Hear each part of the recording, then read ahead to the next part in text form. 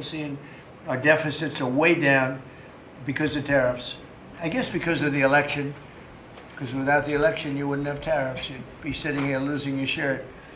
But we're taking in billions. We're really taking in trillions of dollars, if you think about it, Scott, because the real number is, when you think of all the money being poured into the country for new auto plants and all of the other things, AI.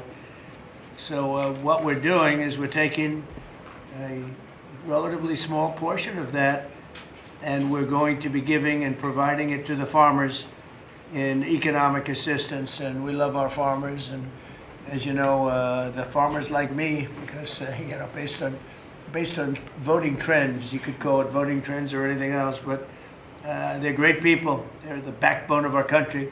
So we're going to use that money to provide $12 billion in economic assistance to American farmers. $12 billion is a lot of money, Meryl. What do you think? Peanuts for you, though, right? Peanuts. She's a farmer of rice.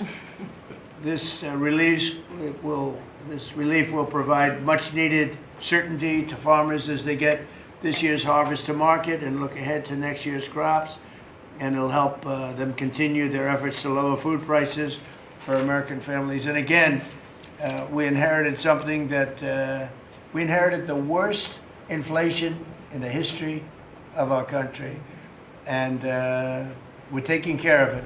Farmers are an indispensable national asset, part of the backbone of America. I've always felt it so strongly. They're so important. Unfortunately, under sleepy Joe Biden, he's a sleepy guy, our farmers were crushed by the worst inflation in modern history, and energy, water, and countless other necessities for farmers. And what they did to the farmer in terms of putting the brakes on was, as you know, buying these under Joe Biden went up 55%. That's not good. But now we're once again in a position where a president is able to put farmers first. But unfortunately, I'm the only president that does that. On day one, I terminated the Green New Scam. Energy prices are down. Gasoline prices are down. We've slashed record numbers of crippling regulations, and we're working on huge trade deals, already securing $60 billion in agricultural purchase commitments. And, Biden made none. He didn't make any trade deals having to do with the farmers or any of it. It's crazy. China committed. He was the worst president in the history of our country, by the way, in case anybody has any questions. China committed to over $40 billion of soybean purchases, and that's a commitment. And I asked President Xi if he could even up it. And I think he'll do that. I mean, not a commitment. 40 billion is a commitment, but the soybean farmers are quite happy. Since my successful meeting in South Korea with President Xi, purchases have been made and soybeans are being exported out of the United States to China as we speak. And I say that our soybeans, I told this to President Xi, our soybeans are more nutritious than competitors. Somebody said, is that a Trump statement or is that real? In fact, you know who asked me that question? President Xi asked me that question. He said, really, I had never heard of it. And he was a food purchaser for a long time. But that's what I hear. And Japan agreed to $8 billion in purchases of corn, soybeans, ethanol, fertilizer, aviation, biofuel, and rice. Japan never bought rice from anybody else. It's like a very important thing to them. And they agreed to buy rice, okay? Absolutely. So I also proudly signed into law the largest tax cuts in history, and the one big, beautiful bill, the monumental tax relief bill that is benefiting very, very strongly, benefiting the American farmer. And I think also for farmers, we have, as you know, and we got this, the estate tax, or the death tax, as they call it, on farmers, on small businesses. You don't have to pay it anymore. A lot of farms, you love your children, and your children are great, and they want to be farmers, and you leave the farm and your children, and a lot of farms are, sort of cash poor, land rich, cash poor, and the kids would go to the local bank or to any bank, and they'd borrow money to pay the estate tax, and they'd end up losing the farm. They go bankrupt, and a lot of death too. Literally.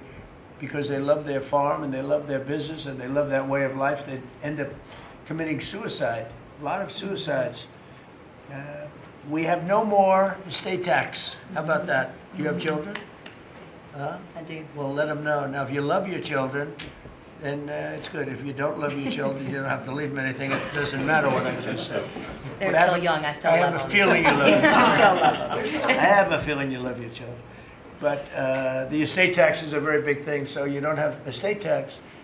You die, you leave your farm or whatever, or small business to your children, you don't have to pay estate tax. It seems to affect the farmer more than anybody else. Because you can have a farm that's very valuable, and therefore you have to pay a big tax, but it's not a big value in terms of cash. Maximizing domestic farm production is a big part of how we will make America affordable again and bring down grocery prices for American families. And again, these are prices that we inherited. When I left, we were doing incredible. In 4 years, what they've done to this country and so many, and not even mentioning the border and the criminals allowed into our country and all of the other. So I just want to say it's a tremendous honor being with you. I'd now like to ask Secretary Rollins to provide some of the details, followed by Secretary Bessent, Director of the National Economic Council, Kevin Hassett, Senator Bozeman, Representative Scott, and then we go to a couple of the farmers' representatives, but we'll all get involved a little bit. You can speak. Anybody is shy to speak in front of the press, and I don't blame you if that's the case, but farmers, Court Holub and Merrill Kennedy will say a few words also, and then we'll have a little discussion, okay? Madam Secretary. Thank you to the greatest boss in the world for a long time now. It's just an honor to be here. I'm going to keep my comments very short because I really want to make sure that you and the world gets to hear from our farmers. So a couple of quick points. Number one, this country and our farm economy is facing a crisis that we inherited that most of these farmers have not seen in their lifetime. Profitability is down. It's just one crisis after another. When we came into office, or when you did and you were sworn in on January the 20th, as you mentioned, not one new trade deal had been struck in 4 years. The cost of inputs for our farmers, fertilizer up 36%, manual labor up 47%, interest rates up 73%. When you combine the cost of inputs for our farmers married to no new trade deals, and then you're facing an administration whose priorities were DEI, climate change, putting the farmer aside. I mean, it was an absolute war on agriculture and on our rural communities. That all changed on January 20th. So as, sir, we are working, and you have been just so resolute. I mean, these are our people. Rural America is the fabric of our country. This is the way of life that preserves the American dream for the next 250 years as we celebrate the first 250 years. So we began to go to work immediately.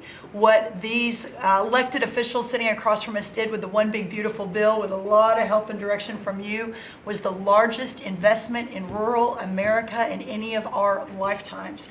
We will begin to see that effectuated next year in 2026.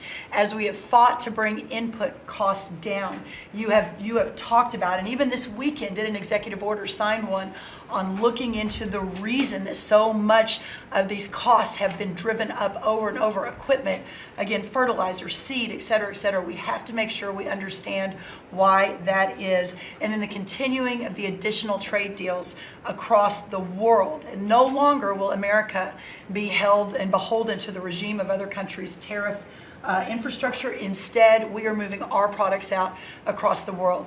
Having said that, and we have been listening to the farmers for the last 10 months, 11 months, sir, that the bridge that is needed to get from the last administration and what basically happened under the last president and the last U.S. Department of Agriculture to this new golden age for farmers, where instead of farming for government checks, they can farm to feed their family and sell their products and pass it on to the next generation, that this bridge is absolutely necessary based on where we are right now. So as the president said, we are very pleased to announce that today we are going to be effectuating an $11 billion bridge payment to our farmers. The money will move by February 28th of 2026, but by the end of this month, so just in the next couple of weeks, every farmer that is able to apply for it will know exactly what that number looks like. So as you are going to your lender, as you are working to ensure and understanding what you can plant for next year, you will have that number in hand. And we will continue to talk to our farmers, continue to understand exactly what this looks like and what is necessary. The final thing I'll say It's 12 billion. well, we're holding $1 billion back. So today we are announcing $11 billion.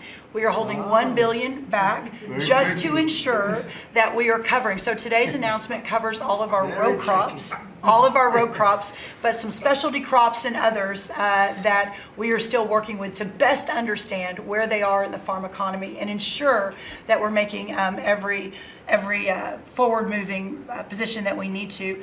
And then finally, as we move to this new golden age for agriculture and for rural America, as we continue to fight for these farmers and ranchers, their way of life, and those that are represented here represent hundreds of thousands of farmers across this country. Just know that this president, I have never been around anyone who every time we talk, he asks, how are my farmers? Every single time. So we will never stop fighting. We will make sure that we're doing everything we can to ensure the next 250 years is just as bright, if not brighter, than the last. So thank you, sir. Brooke. Thank you. And this money would not be possible without tariffs. The tariffs are taking in, hundreds of billions of dollars, and we're giving some up to the farmers because they were mistreated by other countries for, I don't know, maybe right reasons, maybe wrong reasons. They weren't, they were trying to show us something, and it's really worked out really well.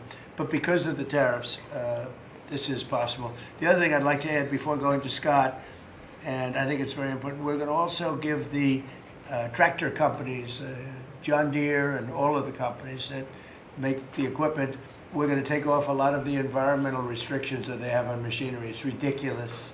I know because I buy a lot of that machinery for different things. We have a lot of big clubs with, hundreds, thousands of acres. And I buy a lot of stuff, and you buy it, it's got so much equipment on it for the environmental, it doesn't do anything, except it makes the equipment much more expensive and much more complicated to work. And it's not as good as the old days.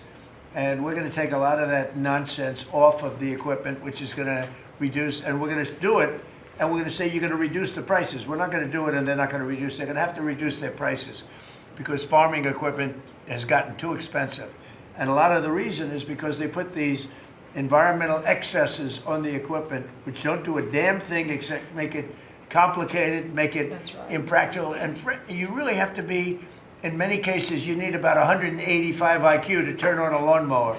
Now, so we're going to take that off, that crap off that they put on Biden mostly, and we're going to take that off. So that's going to make that'll bring down the equipment prices a lot. That's right. And we're going to do that immediately. You're going to work with Lee Zeldin, who's not here, is doing a fantastic job, and Lee is going to work that out.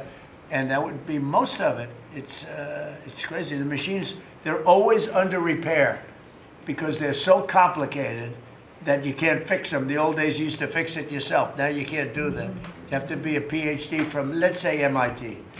Okay, so we're going to get that done. Scott, please go ahead. Good. Thank you, Mr. President. Thank you to the farmers to join us today. And I will tell all of you here that when either in person or when we are on a call with President Xi, the first thing the president asking for is more soybean purchases. That's right. We don't talk about geopolitics. We don't talk about trade. It's about soybean We purchases. don't even say hello. We immediately start. It's true. We start with the soybean, please. Could you do a little? It's always could you do a little more?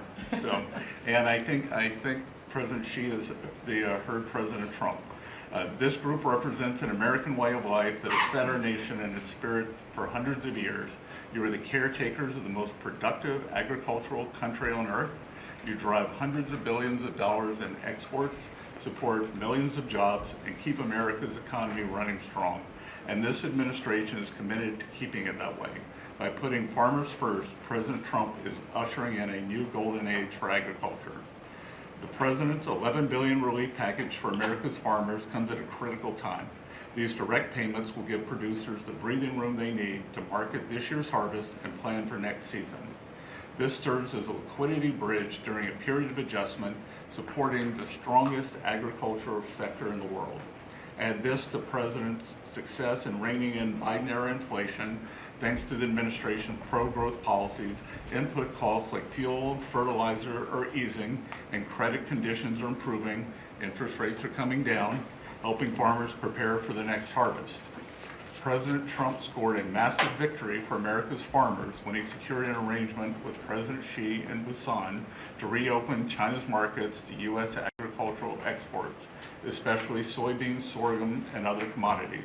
Under this framework, China committed to purchase at least 12 million metric tons of U.S. soybeans this growing season, followed by a minimum of 25 million tons annually for the next 3 years. And it's not just China. At the President's direction, Treasury, USTR, and the Department of Commerce have secured supplemental purchases of U.S. agricultural goods in major trade agreements across the world to open new markets to America's farmers. The One Big Beautiful Bill also delivered transformative benefits for America's small farmers. It locked in full expensing for farm equipment and 100% expensing for farm structures built during the President's term. I believe Representative Scott and a group in the House, we were originally just going to do factories, and they called us and said, you need to do farm structures too, and the President said, we're all in. And it extended and enhanced much needed relief from the punishing death tax, giving family farms greater certainty as they plan for the next generation. Mr. President, thank you for putting America first by putting your farmers first. Through pro-growth, pro-farm agenda, you are ushering in a new golden age of American agriculture, and Treasury is proud to help in this. Thank you, Scott. You know what we'll do? We're going to go a little faster because the last meeting we had was 3 hours. We're the most transparent group, so if we can go faster, it'll be great. And then we'll take some questions from the fake news. Is that okay? Kevin, go real fast, Kevin. Yeah, I could go really fast, sir. Yeah. Sir, the farm economy, you always ask me to just get a few numbers to put it in perspective. And as I've looked through the incredible performance of these people that work so hard and are such important people for keeping communities alive, the thing that struck me the most, because you and I were here in the White House during COVID, is that during those terrible COVID times, farm production didn't go down. Like these farmers, they went to work every day and they produced so much. But then Joe Biden came in, so we had COVID, and farm production didn't go down. And then Joe Biden came in and he really wrecked the farm economy. And so during Biden's term, 150,000 farms closed, sir. 150,000 farms closed after we went through COVID and we didn't have a problem. Now, why did we do it? Why were we able to do that? I'm going fast. The first is that, do you know that expenses for farms fell 5% while we were here because of all the things that we did, expensing and everything else? But under Joe Biden, they went up 13% because of all, the regulations, energy, everything else. But the thing that really jumped out at me the most is because you had high growth and low inflation. Interest expense for the farm economy fell $120 million per year while you were there in the White House. But under Joe Biden, it increased by $8 billion per year. And so you wonder why it is that we need this $11 billion, maybe $12 billion to build a bridge loan to America's farmers. It's because we know how to fix it, but there really was a hole that was dug in the previous administration. Thank you. Hope it's Thank fast you enough. very much. Good. That was good. That's good. Appreciate it. Senator, please. Yes, sir. No, thank you so much. Thank you for convening us this great announcement and all your hard work for farmers. I think I was reading the clips, and I think yesterday you talked about, Mr. Secretary, about farmers needing certainty, and which is so true. This bridge note is one of those things that provides certainty. I also, as I was reading that, thought to myself, the one thing that farmers can be certain of is the fact that you've got their back, and you proved that through the years in the last administration and now this. I was giving a presentation to the Senate a while back, and I was talking about us having the cheapest, safest food supply of any place in the world. It's not just about the farmers in rural America. And so Marco Rubio was sitting by me prior to coming over here and becoming the great Secretary of State. But he punched me and said, John, always remind him, he was head of the Committee on Intelligence. He punched me, he said, always remind him, food security is national security. So this is important for so many different reasons. And again, I appreciate you for recognizing that, not only now, but when you were campaigning in your first election, how you treated the farmers in your first administration, and now stepping up. So we look forward to helping you. If we need some additional help, looking to Congress, or whatever, we'll be there for you. So We're taking in so much money with the tariffs now that it's such a pleasure. Without it, we wouldn't be able to help you. We're making our country, we're the richest country in the world now. And, we have a big decision. Hopefully we're going to get the right decision. It's such a big thing in the Supreme Court right now. We have a lot of bad people opposed to us, people that hate our country. Other countries are involved, some real sleazebags that I know, political sleazebags. And they're trying to take that away from us. And we have other methods, but they're not as powerful. They're not as quick. Some of the wars that I solved wouldn't have been solved using those methods. So it's a very important thing, the tariff. The decision of the Supreme Court's a very important thing. And Scott, we can do it other ways, but it's slow and it's cumbersome, and it doesn't have the power. It doesn't have the national security power that we have. So I hope we're going to be successful. That's all I can tell you. Austin, please. Thank you, John. Well, first of all, President, thank you for the selection of Brooke Rollins as Secretary of Agriculture. That was a big first step. You want to keep her? Absolutely. Can I Absolutely. butt in and second that? She's not only her, but her staff does a tremendous job. I agree. And Remember we really eggs? do Remember we came in appreciate and all she does. Absolutely. the people in the media, I'm going to be nice, people in the media were 3 days into offices, you right? They're saying egg prices are up like 90% more than that. And I said, I just got here. I didn't know about it. I just anyway. She got those prices down to below what they were before. She's doing a great job. Now beef is starting to come down, and some other things are starting to come down. Again, we inherited these problems, but we're getting them down. Go ahead, please. She is Austin. a fact-based decision maker, and the egg issue is where I learned about her. She said, we're not going to use a vaccine that doesn't work. We're going to develop a vaccine that does. Right. And that is 100% what it takes. And so we have to make decisions based on facts. And President Trump, the trade issues, I want to thank you for exposing what other countries are doing to us. Yep. I want to mention one specifically for the benefit of Kevin and Scott. I hope they're paying attention to it, but the European Union deforestation regulation, where they are imposing on our landowners rules that were established for Brazil, and now they're telling the American farmer what they can and can't do on their own land through this European Union deforestation regulation. What is it? Explain that.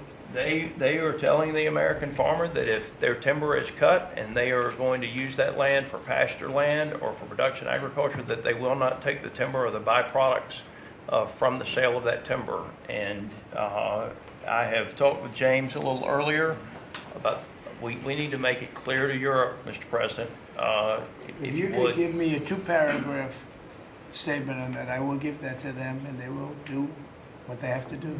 Yes, sir. We're always helping them, and they do this kind